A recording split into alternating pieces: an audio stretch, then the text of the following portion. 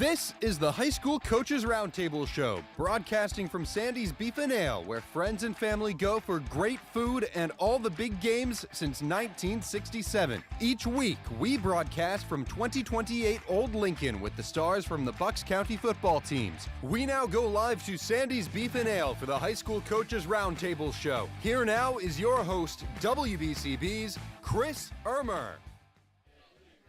Good evening. Welcome to the High School Coaches Roundtable Show from Sandy's Beef and Ale.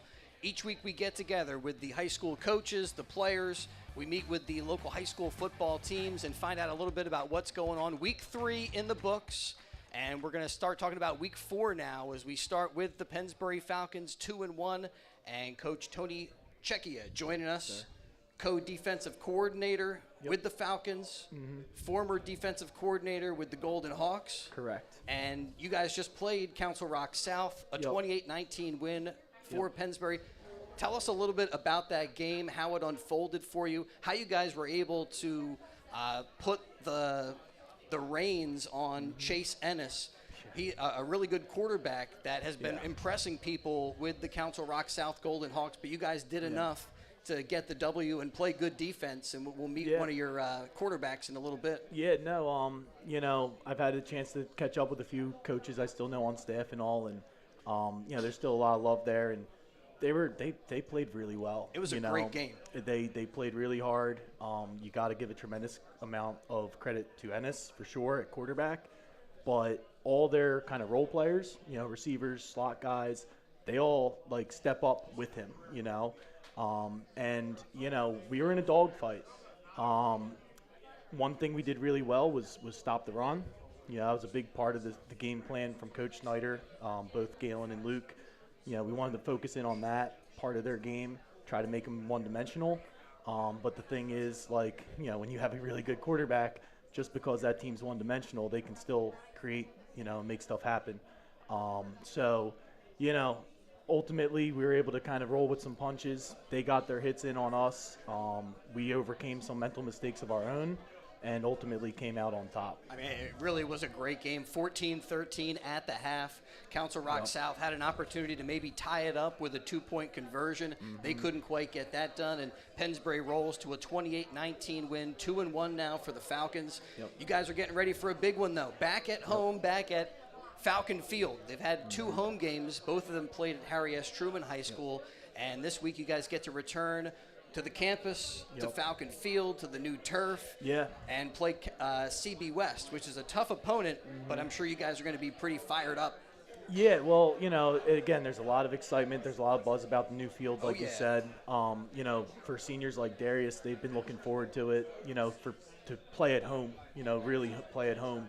We got a little taste of that at the end of last year, but the stadium wasn't totally done yet.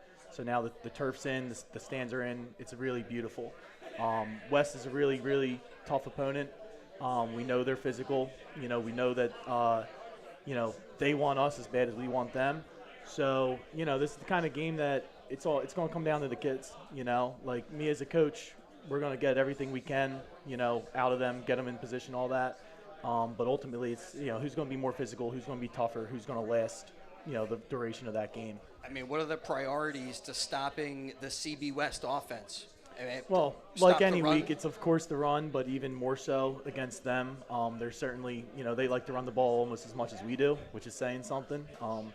They still have some dangerous guys. Number 2, we all know he can run. He's like state level track guy.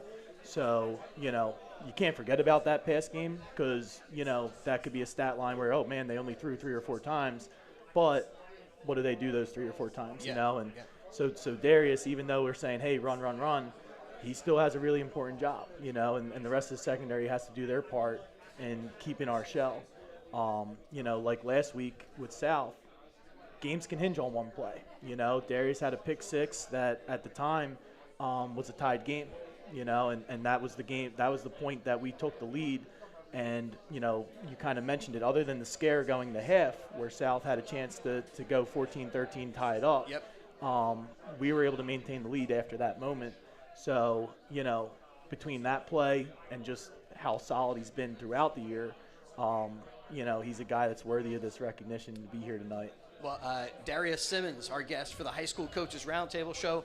Welcome, Darius. Thanks for being with us tonight. Take us through that play. You had 2 interceptions in the game against Council-Rock South. Take us through what you were seeing when you were able to get the pick 6 and return it for the TD. Yeah, I just.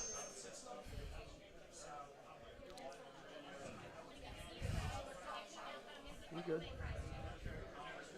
Well, it was great. I took it to the house,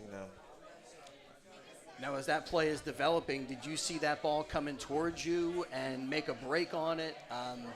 Or was it thrown kind of right to you? Yeah, it was kind of thrown right to me.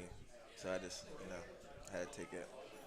Well, Darius, it says on our cheat sheet, we're here with all the high school coaches and the players, and they let us know a little bit about the guys that are going to be joining us here at the round table, that you're looking to maybe play some football at the college level. What do you think you need to do to continue to work on your game and to continue to improve, maybe get some eyes on you as a potential athlete at the next level? Yeah, I just need to, do better and get my technique down and everything about that. Coach Checchia was mentioning one of the guys that you guys are going to be playing at CB West is a track star, and you also are a performer, a track guy of your own. Tell us what you do and how that helps you play the game of football. Just my speed and everything, and I'm pretty fast on the field, and yeah. So for track, do you run like the 100 meter, or I think it's still called 100 meter, I think, and you do some jumping stuff too? Yeah, I do high jump and mostly the 200. All right, so what are you hearing from your coaches this week about this matchup with CB West? What you need to do in order to come away with a win and go 1-0 this week and 3-1 overall? Just watch out for number 2 and the run plays mostly. Well, guys, thank you both for joining us today on the Roundtable Show. I always like to hear what the guys have ordered from Sandy's Beef and Ale. So did you get a sandwich? Did you get We're still looking over the menu. I'm going to coach them up. We're going to get something good, though. All right, good. Definitely good. get some wings. Get the roast beef. Roast, can't go wrong with it. You cannot go wrong with that. Yep. It's a signature here at Sandy's. Guys, good luck this week Appreciate it. against CB West. Yep. Thanks for joining us Yep. on the High School Coaches Roundtable Show. Darius Simmons and Coach Tony Checchia getting our show started. We're back here at Sandy's Beef and Ale, and it is great to be here tonight. Kind of a weird week, though. We got high school football on Thursday night, and Eagles also on Thursday night, and this is your Eagles headquarters at Sandy's Beef and Ale. Of course, they have all the Penn State action here as well. This Sunday, no Eagles game, but all of the out-of-market NFL action happening at Sandy's Beef and Ale. So if you're a fantasy football player, this is the place to take in all the action at Sandy's. Not just the Eagles, but they got the NFL tickets, so all the games on Sunday at Sandy's Beef and Ale, except, of course, for the Birds. That's Thursday night football. And October 2nd, they're going to do their Challenger Football fundraiser. Challenger Football, local high school football players get together with special needs athletes and help them play the game of football on Sundays.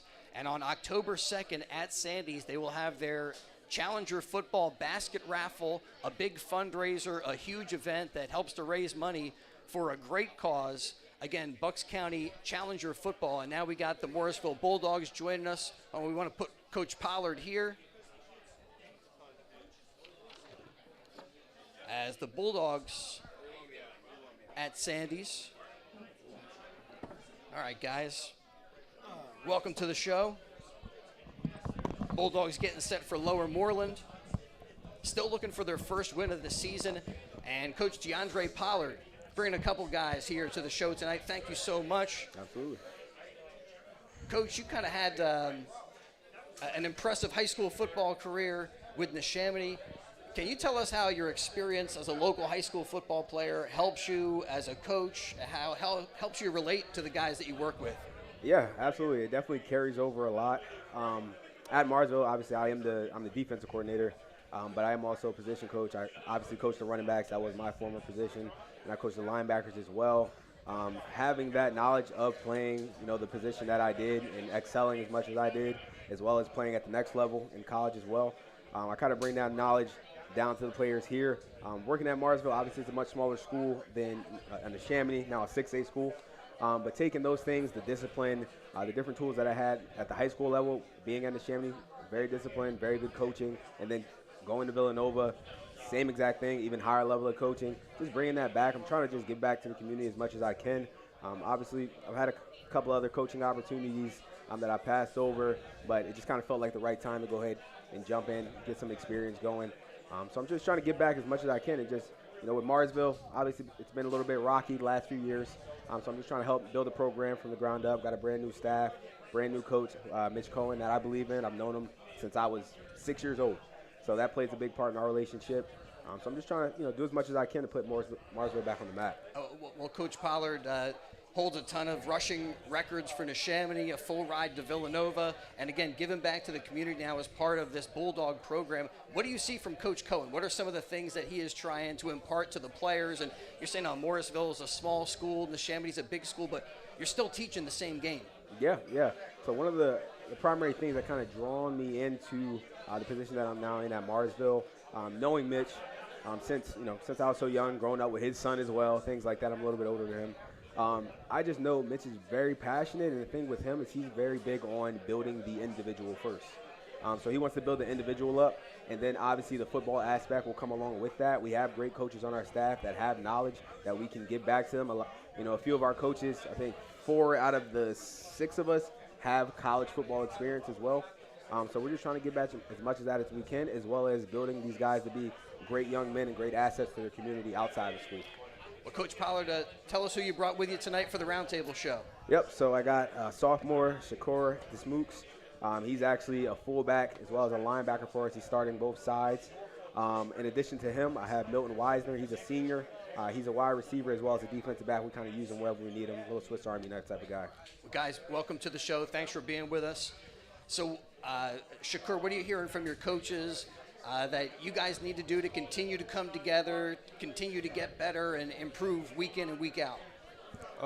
At practice, working hard, going 100%, a whole bunch of individual work, just listening to what they tell us, and that's really it, just working hard.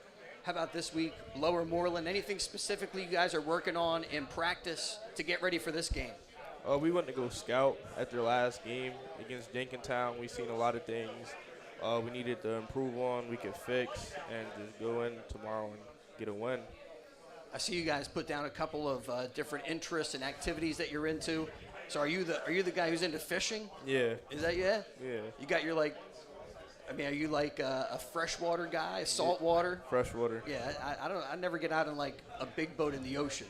That makes me a little uncomfortable. I went once and I got seasick. Yeah, right, exactly. Well, as a football fan, have you been like watching the Eagles, watching stuff on Sunday? Are you an Eagles fan, or do you like?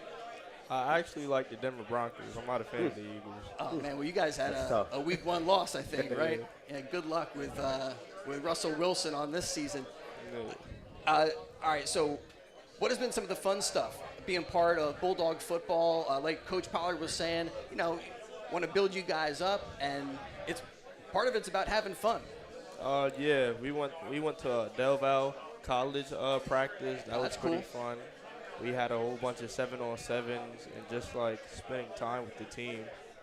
The other thing that Coach Cohen mentioned a couple of weeks ago was that numbers are up for Bulldog football, and I would think you guys may be able to do things off the field together in order to, again, improve play on the field, right? That camaraderie, grow that camaraderie. Has that been that seems like something that develops throughout the season.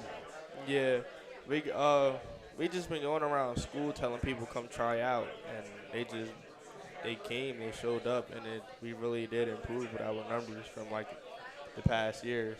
Well, that is great. I credit you guys for being recruiters and spreading the word within Morrisville football about what it's like to be a Bulldog, and trying to get as many people to be a part of the program, be part of the energy and everything. Good luck this week against Lower Moreland. Thanks for coming out. How about a sandwich? Did you order a sandwich yet? Oh no, I just ate before I came.